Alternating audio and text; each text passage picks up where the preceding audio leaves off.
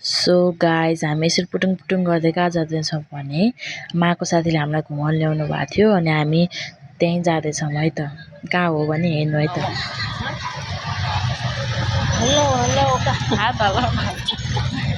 So अनि यता चाहिँ मैले मालाई हेलो भन्नु मा भन्दैछु अनि माले हेलो हेलो भन्दै हुन्छ। अनि त्यसो हामी यतापट्टि फेरि हामी घुम्न गएको ठाउँमा पुग्यौँ दक्षिणबारे मन्दिर। अनि दक्षिणबारे मन्दिरमा चाहिँ यता शिव भगवान् अनि नारायण भगवान् अनि उहाँ त्यो चाहिँ दक्षिणबारे भगवान् हो।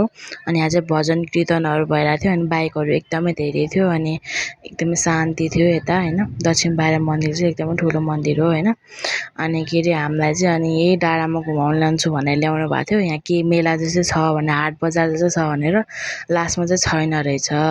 अनि त्यसपछि वहीँ माले हो हामीलाई घुमाउनु ल्याउनु भएको अनि थिएन। अनि हामी घुम्दै फिर्दै बाटोमा हिँड्दै के अरे यता आइरहेको बेलामा यता च्याङ्ग्रा देख्यो हामीले होइन अनि सिप। अनि त्यसपछि हामी घर गयौँ। अनि यो चाहिँ हामी चाइन रोडको डाँडा चढ्दैछौँ। अनि चाइन रोडमा चाहिँ यस्तो राम्रो अहिले बनाएको छ क्या नयाँ होइन। अनि यता चाहिँ यस्तो राम्रो हिँड्ने बाटो पनि थियो भर्याङ अनि पार्क बनाएको छ के बनाएको छ। अनि यता यो सबै फल्चा जस्तै देखिरहेको चाहिँ यो सबै पसलहरू हो।